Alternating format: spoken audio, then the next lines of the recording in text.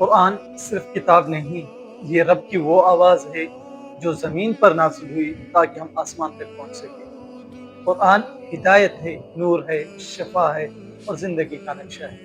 नबी करीम सल्लल्लाहु अलैहि वसल्लम ने फरमाया, तुम में सबसे बेहतर इंसान वो है जो खुद कुरान सीखे और दूसरों को सिखाए।